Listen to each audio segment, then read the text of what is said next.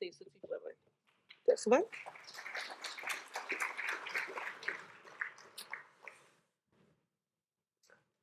fawr.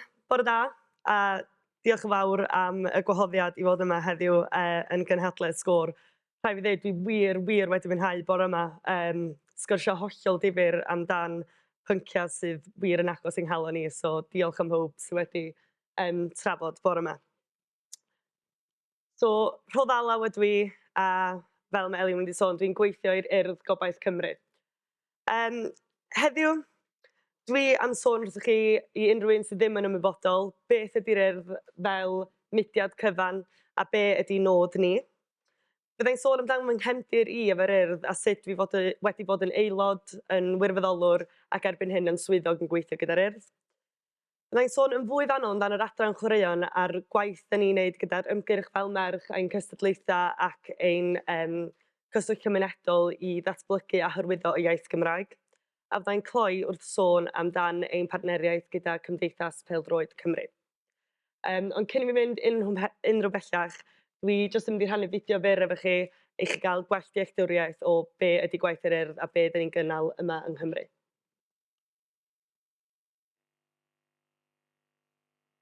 Os diw'n chwarae.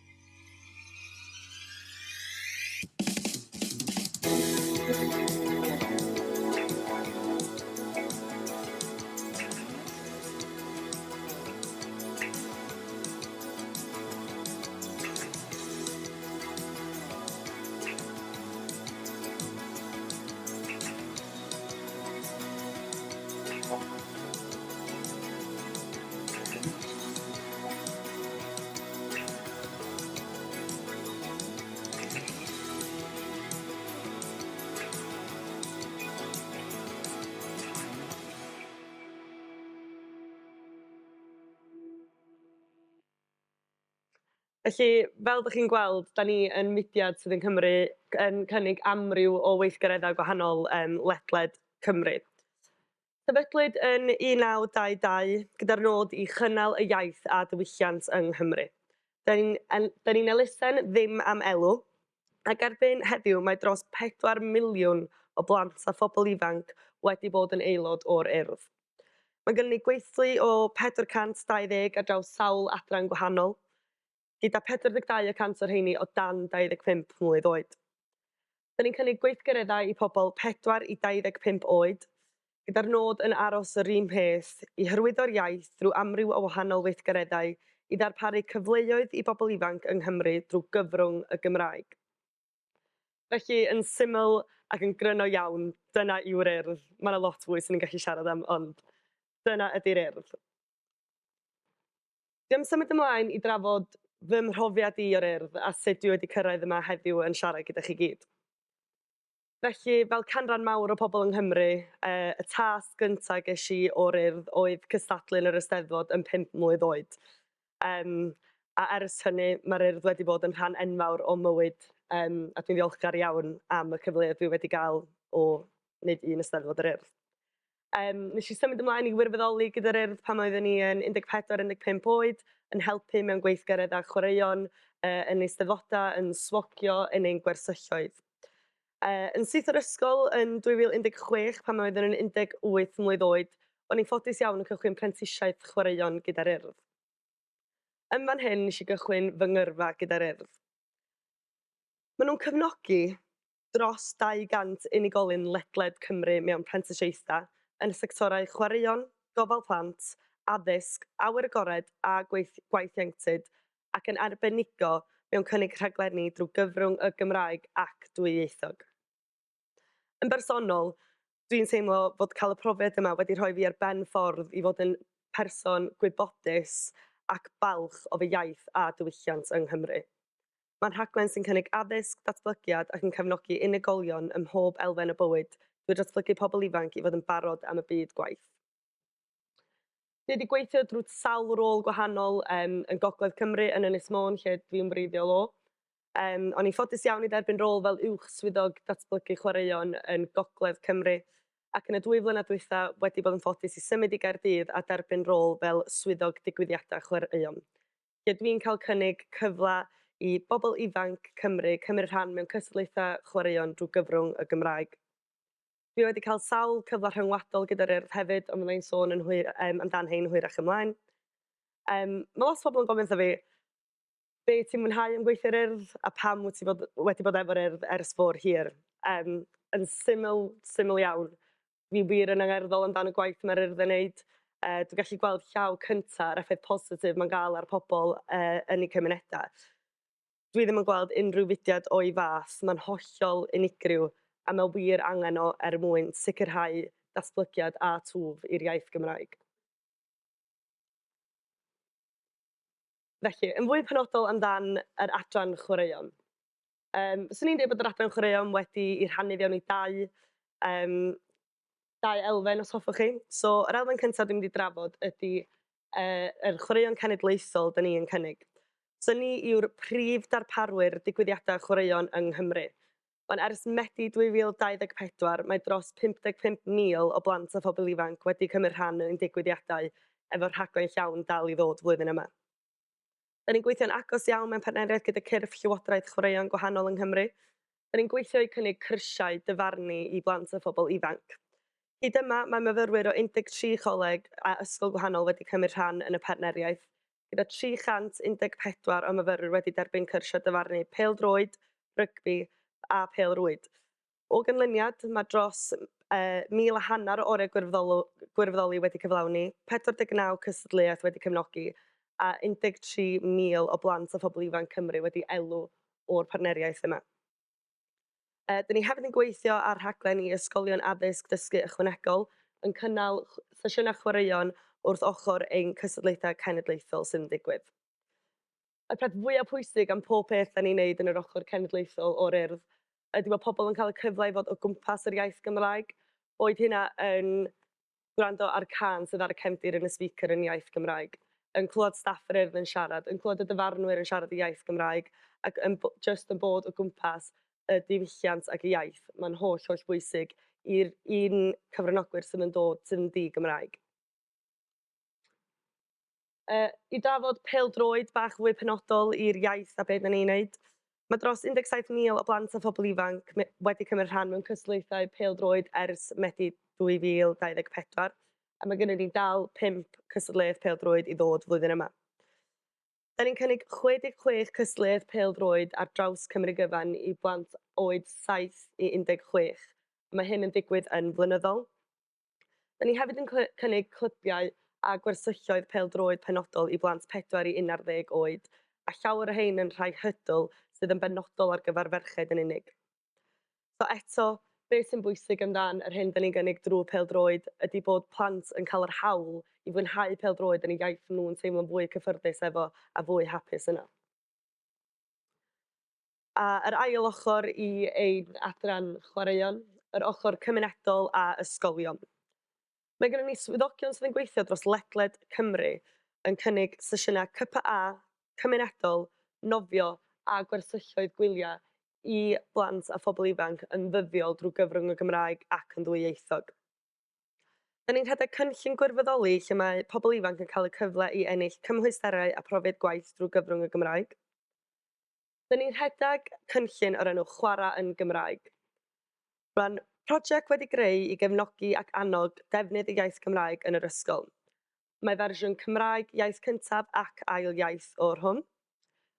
Mae'n cynllun lle da ni'n dewis 16 o blant o'r ysgol i penodi nhw fel arwyr y iaith Gymraeg. Y nod ydy bod nhw'n defnyddio y iaith Gymraeg yn ystod amser egwyl neu yn ystod gwersi chwaraeon.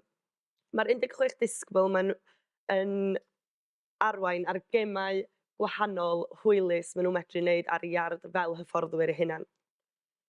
Fi wedi arwain ar sawl cynllun yma mewn ysgolion a dwi'n gweld gwir mwynhad a balchder mae'r plant yma'n cael o fod yn arwyr yn yr ysgol. Ydych chi'n gweld nhw'n cychwyn y cynllun bach nerfus allan ac erbyn y diwedd, maen nhw wirioneddol yn teimlo balchder mawr dros y iaith a maen nhw'n edrych ymlaen cael rhannu'r iaith gyda pobl eraill yn yr ysgol. Yn fwy diweddar, da ni wedi cychwyn ar cynllun all-gymorth. Mae hwn yn cynllun i gallu cysylltu y chymunedau amrywiol a lleiafrif ledled Caerdydd. Da ni wedi penodi swyddogion cyfartaledd ac amrywiaeth, sef Iwsef a Hadeifa. Mae nhw yn hanfodol yn ein nod ni i cyrraedd, cynnwys a chynnig cyfleoedd sydd yn siapio bywydau i blant a phobl ifanc o phob cefndir diwylliannol a chymdeithasol yng Nghymru. Mae Iwsef a Hadeifa yn dilyn hyfforddiant dwys dysgu Cymraeg ac yn cymryd 5 awr o wersi Cymraeg yr wythnos. Mae ganddyn nhw mynediad i adnoddau dysgu digidol sy'n galluogi nhw i cynnal sesiynau hyfforddi a arweinyddiaeth yn ddwyieithog ac yn rhugl yn y Gymraeg. Chi'n gweld gweld Hadeifa yn y llun gwaelod yma'n hyn. Symud ymlaen i'r ymgyrch fel merch. Mae'r ymgyrch fel merch yn rhywbeth sydd wirioneddol yn bwysig iawn i fi. Mae'n agos iawn at fy nghalon a dwi wedi gweithio ar yr ymgyrch yma ers iddyn ni gychwyn o yn ystod y cyfnod clo. Mae'n brosiect gan Adran Chwaraeon yr Urdd wedi cefnogi gan Chwaraeon Cymru a wedi sefydlu yn arbennig er mwyn ysbrydoli, cefnogi ac ymbweru merched ifanc i gadw'n actif a chwalu'r rhwystrau sy'n atal merched rhag cymryd rhan mewn chwaraeon. Hyd yma, da ni wedi cynnal 2 cynhadledd fel merch yn fan hyn, lle gwelwn ni dros 300 o ferched ar draws Cymru yn mynychu y cynhadledd. Gwelwn ni llu o siaradwyr gladd yn dod yma a cafodd y merched cyfle i gymryd rhan mewn gweithgareddau a gweithdai gwahanol. Cafodd nhw cyfle i ymgysylltu gyda merched tebyg o pob rhan o Gymru. Gwelwn ni amryw o gallu o'r iaith a cefndir yn fan hyn. A roedd yn wych i weld yr iaith yn datblygu a tyfu wrth gweld mynychwyr yn teimlo balchder dros y iaith a'i diwylliant nhw yng Nghymru. Fel rhan o'r ymgyrch fel merch, rydyn ni wedi cael sawl taith rhyngwladol. Bwriad y teithiau rhyngwladol yma ydy rhannu ein iaith gyda gweddill y byd. Yn aml pan dwi'n mynd ar ei'r teithiau yma, di pobl ddim yn deall bod gan Cymru iaith ei hun. So mae wir yn dangos pwysigrwydd y iaith pan dyn ni'n mynd yna i rhannu ein diwylliant. Mae'r teithiau yma wedi cael eu cefnogi gan Llywodraeth Cymru, Taith a Chwaraeon Cymru ac llawer mewn partneriaeth gyda'r Cymdeithas Phêl-droed yng Nghymru. Ein bwriad yw rhoi profiadau gwerthfawr a chyfleoedd anhygoel i'n haelodau fynd allan i'r byd a cynrychioli Cymru ac yr Gymraeg. Fe sy'n lwcus iawn i fynd ar daith i Kenya flwyddyn dwytha. Ar y daith yma nath ni weithio gyda elusen ar enw Moving the Goalpost. Mae Moving the Goalpost yn elusen sydd yn defnyddio pêl-droed i ddysgu hawliau i ferched ifanc. Oedd y daith yma yn un ffantastig i ddysgu amdan eu diwylliant nhw a sut maen nhw hefyd gyda iaith lleiafrif o Swahili. Oedd yn gwych i ni medru rhannu'r Gymraeg gyda nhw a dysgu gwahanol technegau ac arddulliau maen nhw'n defnyddio gyda eu merched ac yr elusen nhw. Taith fwyaf ddiweddar sydd wedi digwydd gyda fel merch yw Her Future Collation. Mae hon yn taith ath i Kolkata yn India. Gath grŵp o ferched ifanc o Gymru i gynnal sesiynau mentora, chelfyddota ac ynghyd a sesiynau hwyliog o fewn Chwaraeon. O gynlyniad i'r teithau yma, rydyn ni'n medru lledaenu'r negas ac ymwybyddiaeth o'r iaith Gymraeg ac ein diwylliant, wrth ddod â gwersi gwerthfawr yn ôl i'n haelodau ni ac i'n plant yng Nghymru. Felly, i gloi, dwi am drafod ein partneriaeth gyda Cymdeithas Phêl-droed Cymru. Prif nod yr partneriaeth yw cydweithio gyda'r nod cymunedol o gynyddu cyfleoedd i ferched chwarae pêl-droed. Mae'r partneriaeth yma hefyd wedi gweld sawl taith rhyngwladol yn mynd i Slovacia, yr Almaen a Qatar. Bwriad y teithiau yma oedd rhoi cynnig i blant ifanc o wledydd eraill, deall ein diwylliant a beth yn ni'n fwynhau amdan pêl-droed. Gafon ni cyfle hefyd i arwain ar ein cynllun chwarae yn Gymraeg tra yn y gwledydd yma, a cafodd y merched a'r plant nath ni gweithio hefo cyfle i mynd i wylio gemau Cymru ac dysgu ein anthem cenedlaethol ni. Mae'r Gymdeithas wedi buddsoddi mewn 2 cae 3G yn ein gwersylloedd, ble rydym yn parhau i gynnig cyfleoedd pêl-droed i blant a phobl ifanc. A fel dwi wedi sôn yn gynharach, da ni yn gweithio gyda'r Gymdeithas i cynnig cyrsiau dyfarnu lefel 1 i pobl ifanc mewn colegau ac ysgolion, wrth wedyn cynnig profiad gwaith i nhw yn ein cystadlaethau ni. Mae'r urdd a'r Gymdeithas yn angerddol am ddatblygu cyfleoedd i pobl ifanc Cymru drwy cefnogi'r hawl i'r iaith Gymraeg. I gloi, fyswn jyst yn hoffi dweud, rydym ni fel yr urdd am i'r iaith Gymraeg fod yn ganolog yn bywyd bob plentyn a phobl ifanc ledled y wlad, gan sicrhau bod pawb yng Nghymru, bod yn siaradwyr Cymraeg neu beidio, yn teimlo cyfrifoldeb a perthynas tuag at yr iaith a'i thraddodiadau. Diolch yn fawr.